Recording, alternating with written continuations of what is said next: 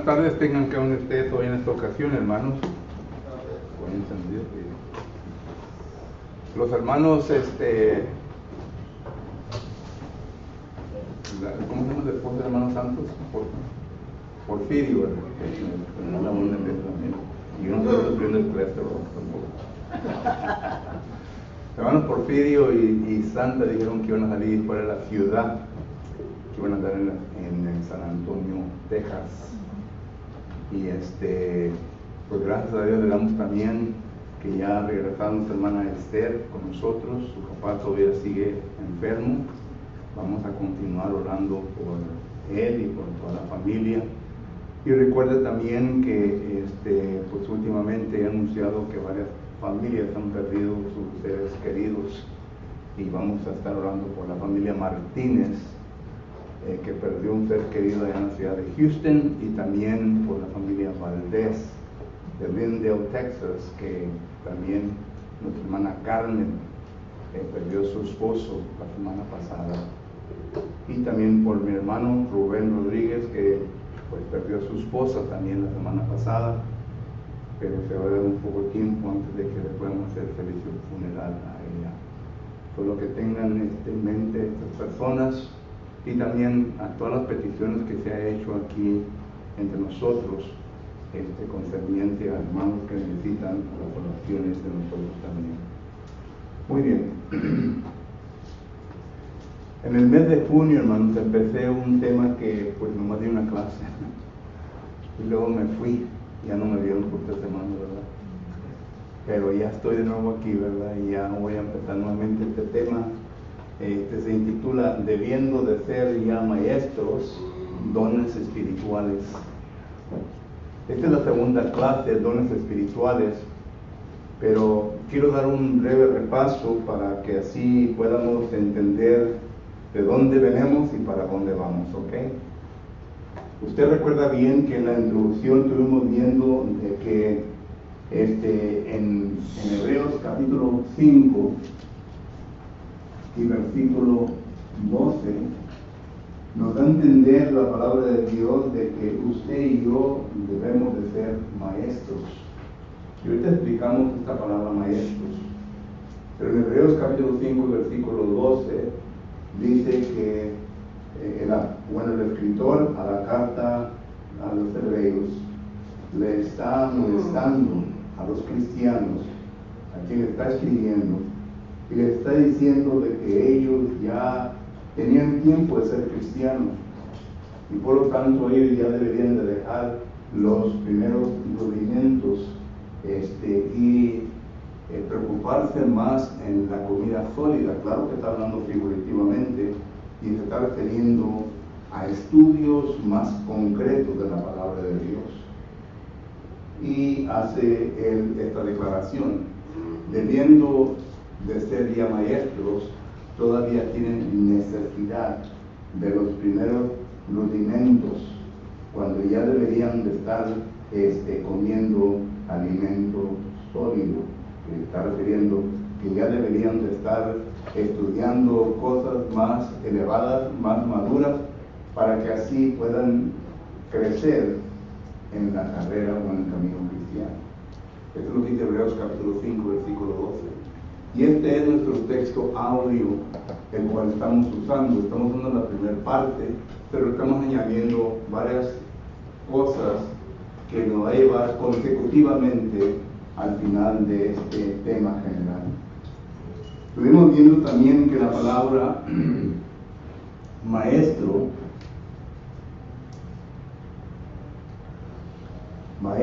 es la palabra didáskolos,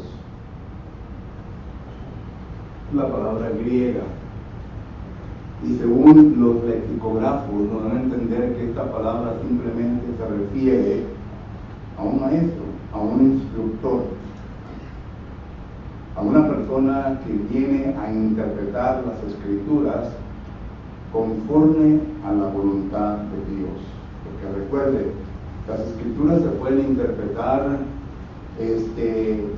exégitamente, o se pueden explicar exégesismente. Y cuando usa esas palabras, ¿verdad?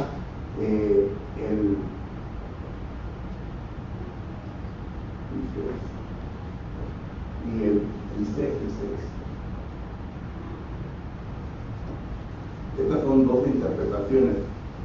Esta interpretación es conforme a la voluntad de Dios. Y claro que se lleva un proceso, y para allá vamos, ¿verdad? Esto simplemente es poner mi opinión en el texto.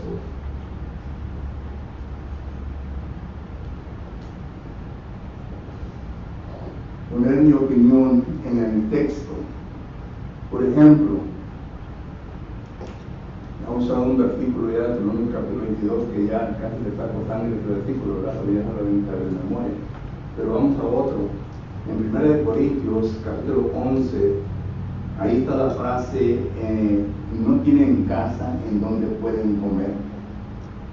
Y este versículo, ¿verdad?, se usa para establecer un mandamiento de hombres que se ha establecido hasta el punto de que la iglesia, que somos nosotros, no debemos de tener el templo de Dios y enseguida tener un comedor, porque no se permite comer en el templo.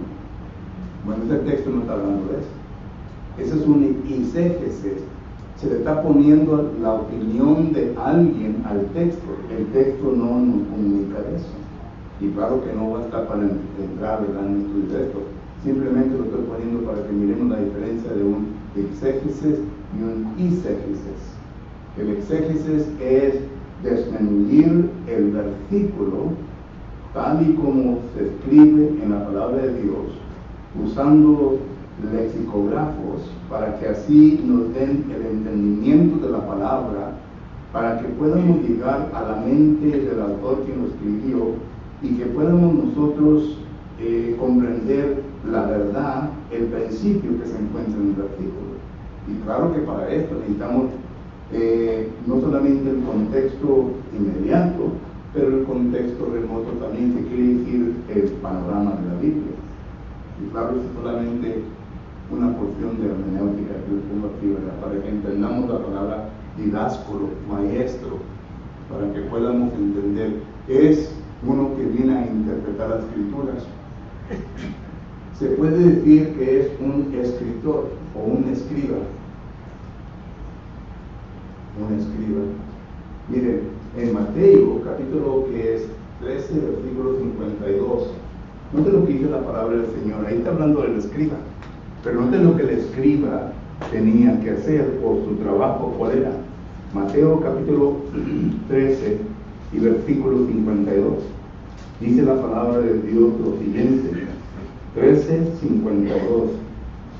Dice así: Él les dijo, por eso todo escriba, ahí está la palabra escriba, doctor, la palabra doctor quiere decir un instructor, uno que enseña la palabra de Dios, en el reino de los cielos.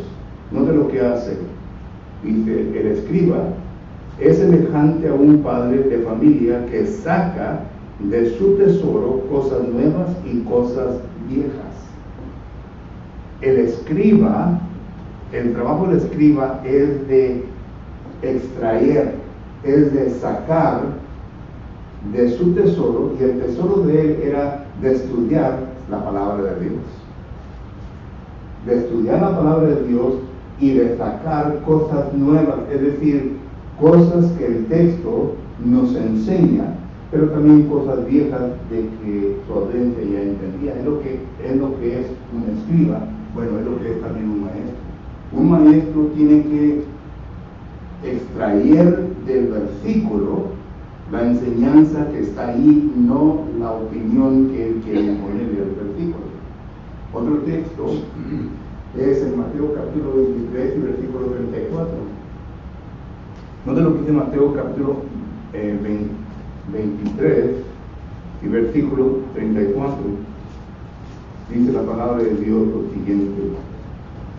23:34 dice, por lo tanto, he aquí yo os envío. Noten Jesucristo hablando, y noten lo que Jesucristo ha enviado: a profetas, a sabios, a escribas.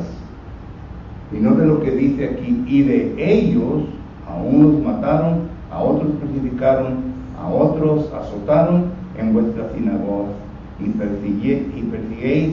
persiguieron de la ciudad, y los persiguieron de ciudad en ciudad.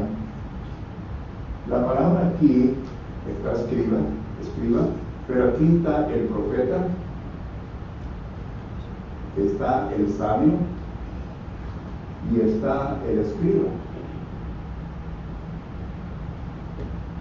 Algo familiar, ¿verdad? Porque esto lo podemos ver en Efesios capítulo 4, versículo 11. Allá dice profetas y apóstoles. Los sabios, que es la palabra griega sofosos, que quiere decir sabiduría, se le aplica a los ancianos, a los pastores. El anciano debe de ser una persona que es sabia en su trabajo que está llevando a cabo. Tiene que tener sabiduría. Esto lo podemos mirar en 1 Corintios capítulo 6 y versículo 5, cuando el apóstol Pablo apela a la congregación de Corinto, que no hay entre vosotros sabios que puedan arreglar los problemas en la congregación y no tienen la necesidad de ir a las cortes seculares. Pero noten, profetas, sabios, se refiere a los ancianos, y escribas, que se refiere a los maestros. En Efesios 4:11, note cómo dice la palabra. Estas son palabras del apóstol Pablo, y lo que leímos eran palabras de Jesucristo. Pero en Efesios capítulo 4 y versículo 11 dice la palabra de Dios lo siguiente, dice, y él mismo constituyó a algunos apóstoles, a otros profetas, a otros evangelistas, a otros pastores y maestros. Aquí la palabra maestro se incluye tanto como el evangelista que también es maestro, ¿verdad? Pero es algo similar. Entonces, cuando miramos la palabra maestro, didásporo, estamos considerando lo que la Biblia nos enseña concerniente a esta palabra. Es una persona que puede interpretar bien las Escrituras. Y ese trabajo, hermano, no solamente lo tiene el predicador, el anciano, el diácono, lo tenemos todos nosotros. De poder interpretar las Escrituras correctamente como la palabra del Señor nos enseña. Ya se ha dicho que hay más de 4,000 sectas religiosas en este mundo. En el tiempo que estamos estudiando de Jesucristo, había como unas 4 o 5. Las dos más sobresalientes eran los saduceos y los fariseos. Y claro que después venían los escribas y los helenistas, y luego los gnósticos, y se fue extendiendo. Pero ahora tenemos más de 4,000 sectas religiosas, y tenemos dentro de esas sectas religiosas a maestros que no interpretan bien la palabra de Dios, sino que engañan a la gente imponiendo su propia opinión sobre textos que realmente no enseñan lo que deben enseñar. Por eso es muy importante de que usted entienda de que cuando usted escucha a una persona hablar como este que está delante de ustedes, es su deber de estudiar si acaso lo que se está diciendo está correcto con las Escrituras. Hechos capítulo 17, versículo 11 les enseña claramente esto. Ahora, estos maestros fueron puestos en cada congregación. Recuerden que la iglesia de Cristo, al empezar, al principio estaba en su infancia. Estaba en su infancia. Maestros en cada congregación.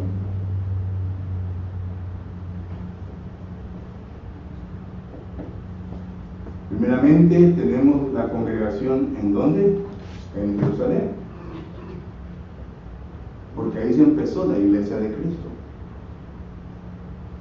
Hechos capítulo 2 y versículo 1 en adelante, miramos que la iglesia de Cristo se empieza ahí. Esa era la profecía.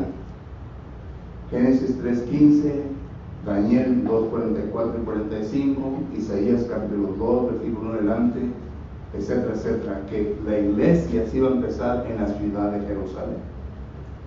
Y en la ciudad de Jerusalén miramos nosotros que hay maestros.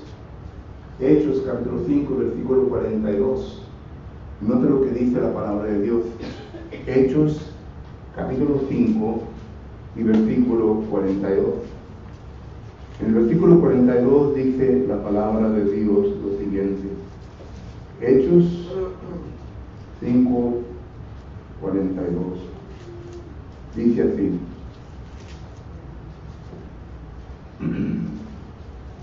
Y todos los días en el templo y por las casas no cesaban de enseñar y predicar a Jesucristo.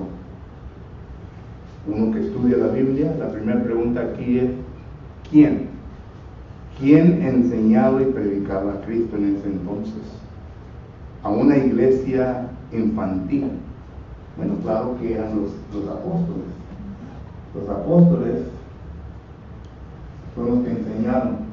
En Hechos capítulo 6, que es el versículo donde se vienen a seleccionar a 7 varones para que ellos se encarguen de un problema que había en la congregación de Corinto. Note lo que dice este versículo.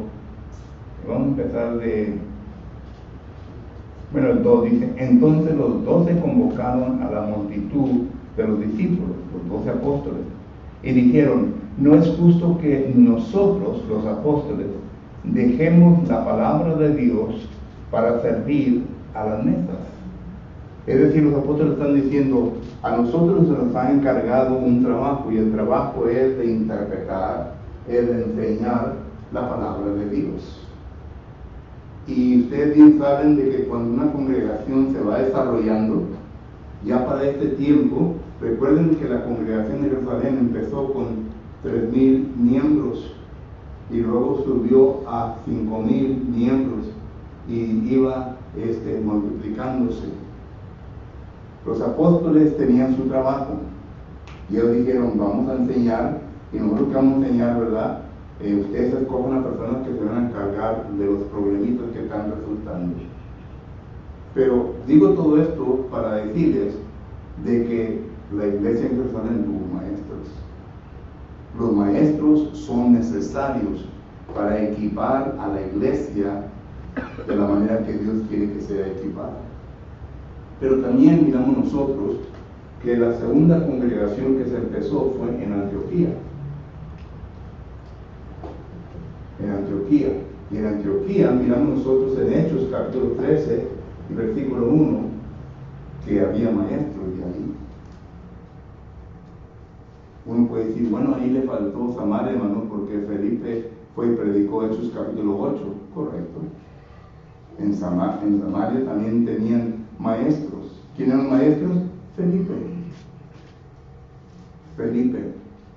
Solo que mi punto que quiero hacer sobre todo esto es que cada congregación fueron instalados los maestros. Pero en aquel entonces miramos nosotros que los maestros que fueron instalados tuvieron que recibir algo inmediato. Es decir, en inglés es they bypass el entrenamiento que se necesita para poder llegar al punto de ser el maestro que Dios quiere que sea, porque era la congregación en estado de infantil. Entonces lo que vino a ocurrir, ahora sí llegamos a este punto, ¿verdad? Lo que viene a ocurrir, ¿verdad? Es de este punto de acá. Los dones milagrosos. ¿Okay? Y estos únicamente los podían dar los apóstoles. Nadie tenía el poder para poder transmitir dones milagrosos. Se necesitaban dones inmediatamente para el maestro, la herramienta del maestro, para poder combatir contra los falsos maestros. Un ejemplo, miramos nosotros en Hechos capítulo 6 y versículo 6, miramos que aquí los apóstoles vinieron a imponer las manos en estas personas quienes se seleccionaron, miren, dice versículo 6, Hechos capítulo 6 y versículo 6 dice, a los cuales presentaron, es decir, a los 7 varones que habían escogido a la iglesia, presentaron ante los apóstoles, quienes oraron, les impusieron las manos. Esto de imponer las manos quiere decir que fue transmitido un don milagroso para que ellos se pudieran equipar como maestros y enseñar. Y Esteban, que es uno de ellos, note lo que dice, Hechos capítulo 6 y versículo 8 en adelante. Y Esteban, lleno de gracia, de poder, hacía grandes prodigios y señales entre el pueblo. Entonces se levantaron unos de la sinagoga llamada los libertos y de los Sirene y de Alejandría, de Cilicia y de Asia, disputando con Esteban. Noten, ya había falsos maestros disputando con Esteban. Solo que es lo que hace el maestro. Viene a interpretar las escrituras correctamente. Y cuando miramos ese versículo, miramos que los de las sectas religiosas que se nombran ahí, ellos estaban mal interpretando las escrituras.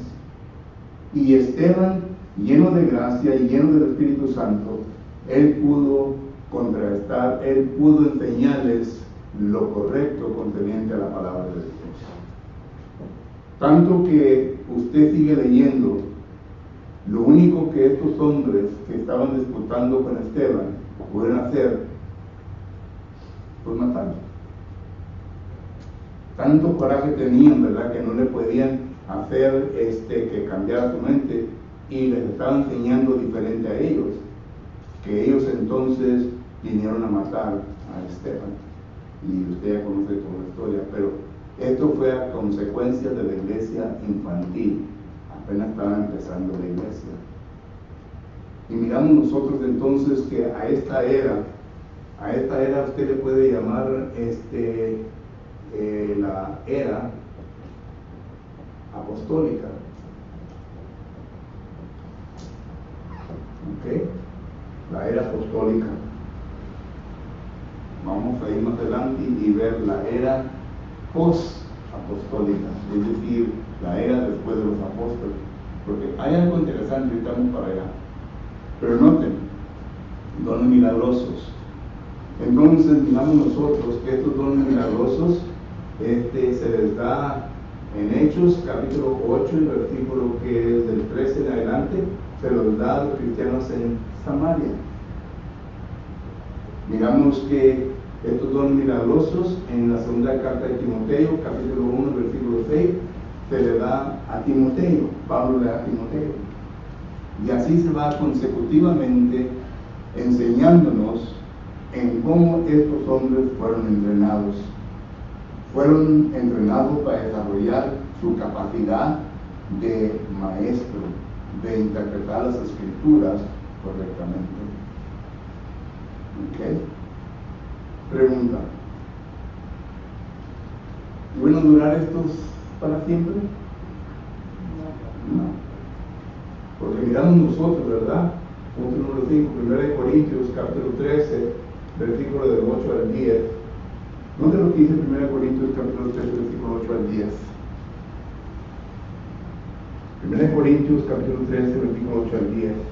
Ya para este tiempo la iglesia ya estaba un poco madura y ellos podían continuar con el trabajo. 1 Corintios capítulo 13, versículo 8 al 10 dice: el amor nunca deja de ser, pero las profecías se acabarán y cesarán las lenguas y la ciencia acabará, porque en parte conocemos y en parte profetizamos. Mas cuando venga lo perfecto, entonces lo que es en parte se acabará. Se acabará, se va a acabar. Todo esto se acabó. Pero mi pregunta es: ¿qué fecha? ¿Qué fecha? Ahí me dice cuándo se iba a acabar. ¿Sabían ustedes que ninguno de los apóstoles, con excepción de Juan, vivió más que el año 70. La mayor parte, bueno, todos los 11 apóstoles, porque eran 14, fueron 12, y luego 13, 14 apóstoles. Los 13 apóstoles murieron antes del año 70. Juan fue el único que perduró y vivió hasta los 80, y no se sabe cuándo murió. Nadie sabe cuándo murieron los apóstoles, pero sabemos que Juan pasó esa era. Y digo todo esto, ¿verdad? Porque estamos determinando cuándo viene a ocurrir esto. Cuándo vino a presentarse lo perfecto. Nosotros ya tenemos la palabra de Dios, es una Biblia, ya la podemos comprar donde quiera, y eso es lo perfecto. Pero en este entonces, lo único que tenía era la Biblia Septuaginta, la Septuaginta, y apenas estaba ya empezando, ¿verdad?, la vulgar latín. Entonces la Septuaginta, que era la Biblia griega, era lo que usaban los apóstoles, pero la Septuaginta es una traducción del hebreo al griego, es del Antiguo Testamento, no es todo el Antiguo y el Nuevo Testamento. Cuando llegó lo perfecto es cuando los apóstoles vinieron a declarar todo lo que se les dijo, lo que se les enseñó que declararan. Mateo capítulo 18, versículo 19, y enseñarás todo lo que yo, Jesucristo, os he enseñado. Entonces es cuando vino lo perfecto. Y para mí, hermanos, tuvo que ser antes del año 70.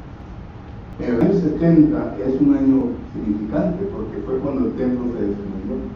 Ya no había templo que los judíos pudieran identificar. Entonces Dios ya prohibió algo más en donde se podía identificar la verdad de Dios. ¿Y qué fue? La palabra, la Biblia, los manuscritos que los apóstoles habían dejado. Y por eso tenemos época de los apóstoles, los padres apostólicos, y luego ya viene la era de imprimir, y vienen a imprimir las Biblias, ¿verdad? Solo que todo esto tenemos, pero yo digo que fue antes del año 70. Y cuando miramos esto, porque todas las evidencias apuntan a esto, cuando miramos esto, entonces tenemos que entrar a la era o a la edad post apostólica. Y esto será el estudio para la próxima ocasión. ¿Entendemos? Esto fue divino, pero ya entramos en un post apostólico, y entonces el maestro, ¿cuál es su función? ¿Cómo se llega a entrenar? ¿Qué es lo que la iglesia, qué responsabilidad tiene la iglesia ahora para entrenar a sus maestros? Pregunta o comentario.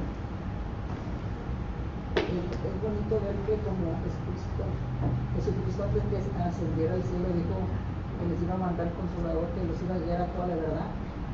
Y ahí los apóstoles están cumpliendo, porque ahí se está viendo que ellos están enseñando la verdad físicamente, y como digo, nosotros no en lo espiritual, ¿verdad? Que Dios todo también era literal también, porque se podía ver los milagros y todo eso. Sí. Y ahora confundemos también estos dos conceptos, porque pensamos, ¿verdad?, que, bueno, el Espíritu me va a guiar, pero la pregunta es ¿cómo? Cuando uno habla de tal manera, como que está dando, ¿verdad?, que el Espíritu de una manera u otra va a obrar milagrosamente en nuestra vida, y no es así, hermanos. El Espíritu Santo ya no obra milagrosamente en nuestra vida. El Espíritu Santo obra únicamente por medio de la palabra. Y por eso es que el maestro debe de estar bien entrenado y debe ser competente para poder interpretar. Porque la Biblia, las palabras que Dios nos ha dejado, Eso es el Espíritu Santo declarando. Porque estas palabras que tenemos aquí son inspiradas por el Espíritu Santo. Es el aliento de Dios. No nuestra opinión, no lo que yo pienso, no lo que yo crea, eso sale sobrando. Y eso fue ese fue el problema en el primer siglo, de que los rabíes ya habían dejado ese concepto, sino que ellos ya se estaban regresando a libros, el Talmud, libros que rabíes sabios habían escrito y habían dejado su opinión. Y ellos iban a la opinión del rabí. Hoy en día, ¿verdad? También tenemos ese concepto. Hay hermanos que dicen, bueno, el hermano tal fulano así es como lo enseña. ¿Qué importa cómo lo enseña el hermano tal fulano? ¿Qué es lo que la Biblia dice? No, que el hermano tal fulano tuvo su doctorado y tuvo esto y lo otro. ¿Qué importa? ¿Qué importa? Claro que se le agradece el esfuerzo que hizo y todo su estudio, ¿verdad? Pero si está mal interpretando un versículo de la Biblia, está mal. Tenemos que atender a lo que la Biblia nos enseña, no lo que a un hermano reconocido, ¿verdad?, nos ha enseñado. Y esto ha sido el problema de la Iglesia de Cristo. Que hemos tenido hermanos en el pasado, ¿verdad?, y ya han fallecido, que fueron muy ágiles en su manera de expresar la palabra de Dios, y citamos mucho a estos hermanos. No que el hermano está fulano, no que el hermano está fulano. Está bueno, ¿verdad? Pero si lo que dijo está de acuerdo a la palabra del Señor, está bien. Pero no hay que darle crédito a él, sino que de aquí salió. ¿Entendemos? De aquí salió. El crédito lo merece Dios.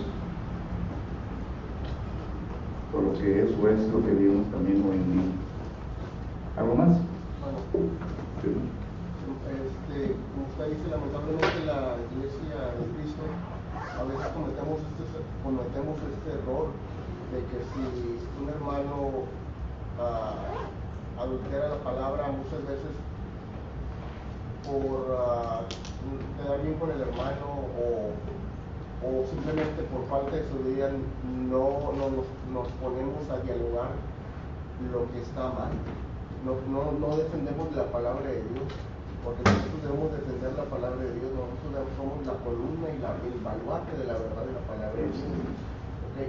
Nosotros, aunque no seamos predicadores, muchos no lo son, muchos sí lo son, tienen ese don, y aunque muchos hermanos no nos paremos aquí enfrente o no se han parado aquí enfrente, no por eso nosotros no tenemos el compromiso ni la obligación de defender el Evangelio. Todos nosotros tenemos la obligación y el compromiso de defender la palabra de Dios. ¿Por qué? Primeramente porque nosotros tenemos la autoridad y el poder que Dios nos ha dado. Según Timoteo 17, porque los cobardes incluidos no heredarán el reino de Dios. Y dice que los cobardes, Dios no nos ha dado poder de cobardía, sino el entendimiento de poder de dominio propio. Tenemos que defender la Evangelio, tenemos la autoridad. Otra cosa también, el apóstol Pablo, en el libro que mencionó ahorita, creo que era el Hechos 5, 13 y 14, el apóstol Pablo nos exhorta, debiendo ser ya maestros todos, nos aconseja que todos nosotros ya tenemos que estar preparados para esta situación. Para cuando un hermano venga con una exégesis, ¿sabes qué? Esa es tu opinión, pero la palabra de Dios dice así.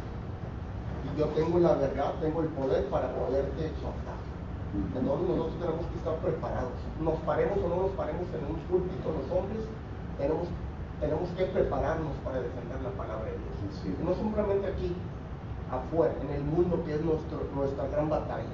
Sí. Todos, tanto hombre y mujer, tenemos el compromiso, no es una obligación, tenemos un compromiso con nuestro Padre Celestial de defender de su palabra. Porque mucha gente lo que cree, hermanos, lo cree porque alguien lo ha dicho y no porque lo ha estudiado. Y lo cree porque el que lo dijo, ¿verdad?, puede ser su pastor, puede ser una persona que entienda la palabra del Señor y le enseñe, pero no porque haya llegado a sus propias conclusiones, ¿verdad?, que la palabra del Señor dice. ¿Mano no? Sí, digo, tremendo trabajo de los apóstoles, ¿verdad? Escribir toda el Nuevo Testamento para todos nosotros, ¿verdad? Para llevar una vida recta y en verdad, ¿verdad? Jesucristo no escribe en un versículo nomás, él nomás hablaba y los apóstoles escribieron sus libros, el apóstol Pablo 13 libros, increíble, era Mateo 1, y ellos escribieron para todos los seres humanos que venían después de él. Sino que un trabajo tremendo, ¿verdad? De Dios, mandar a su hijo a nacer, ¿verdad? Y luego Jesucristo crece y escoger a los apóstoles, porque venía un gran trabajo hacia el futuro, ¿verdad? En la vida de ellos, ¿verdad? Así es. ¿Alguien más? Por eso lo que dice ahí, 2 Corintios 10:5, derivando todo el momento y todo el nivel, ¿verdad? Por eso lo que dice 1 Pedro 3:15, debemos estar preparados, ¿verdad? Para poder defender eso, ¿verdad? Para defender lo que la verdad es. Si no, pues ¿cómo? Y la palabra que se usa ahí, la palabra griega, es la palabra apología, que es la palabra defensa. Debemos estar listos para defender. Y regresa lo que el hermano Juan acaba de decir. ¿Alguien más? Tenemos que defender porque vamos a llamar cuentas si no defendemos. Y la iglesia de Cristo debe estar, hermanos, debemos de estar bien afilados. No para pelear, para defender, hermanos. Para defender. Para que nadie nos venga a engañar, dice Colosenses 2:8, para que nadie nos engañe. No ser llevados por viento de doctrina. Sí. Y Hebreos capítulo 13, versículo 9, el texto que acaba de citar el hermano Víctor, para que no seamos llevados por el viento, ¿verdad? Con doctrinas diferentes. Y claro, ¿verdad? Que esto es la meta de este estudio, ¿verdad? Que usted y yo que lleguemos a entender la severidad, la importancia de ser miembro del cuerpo de Cristo Jesús, de que tenemos que llegar a ser maestros, unos buenos intérpretes de la palabra de Dios, no importa si es mujer o hombre, ¿verdad? Porque esa habilidad de interpretar en la escritura, la mujer la puede usar conforme al área que Dios le permite a ella que enseñe. Pues lo que 2 Timoteo 3:16 y 17, para que al fin el hombre, ¿verdad?, de Dios sea perfecto, enteramente preparado para toda buena obra. Creo que la escritura es útil para enseñar, para redarguir, para corregir, para instruir en justicia, para redarguir a fin de que el hombre de Dios sea perfecto, enteramente preparado para toda buena obra. Y hay hermanas que se ponen bien filosas, hermanos. Y hay hermanos que no saben nada. Y se enojan cuando las hermanas les dicen algo, ¿verdad? Pero ¿para qué entrar en ese asunto ahorita? Ya se acabó el tiempo. Y la sabiduría espiritual es un bien para nosotros. Yeah. No es que, sabes que yo te estoy haciendo un bien a ti, no es para mi propia alma, para mi alma, para la salvación de mi alma. Y así mismo yo me estoy empapando más de la palabra de Dios, y así venga cualquier persona con falsa doctrina, no nos muevan de donde estamos parados de la piedra angular que es Cristo Jesús. Hemos visto cómo muchos hermanos de la iglesia de Cristo se han acompañado a demás, o se han ido a otra doctrina, a otras falsas doctrinas. Entonces vemos el ejemplo que está ocurriendo hoy en estos días, que está tan peligroso Satanás haciendo su trabajo. Entonces, ¿para qué esperamos a que nuestra alma se pierda? Hay que actuar ya, y hay que ponernos a trabajar para nuestra bien y para el bien de la hermandad, para que la iglesia esté unificada y de poder luchar contra el Satanás. Y recuerde que no solamente es para defender, hermanos, porque dice, ¿verdad?, la palabra de Dios en Efesios capítulo 4, versículo 12, al fin de perfeccionar a los santos para la obra del ministerio, ¿verdad? Para la edificación ¿de qué? Del cuerpo de Cristo. Yo necesito maestros que me edifiquen. Usted necesita maestros que le edifiquen para poder crecer. Y hay congregaciones que pues les falta eso. Son congregaciones infantiles, que les falta crecimiento, que todavía están con los primeros rudimentos y necesitan que crecer para que así podamos edificarnos unos a los otros. Con esto termino.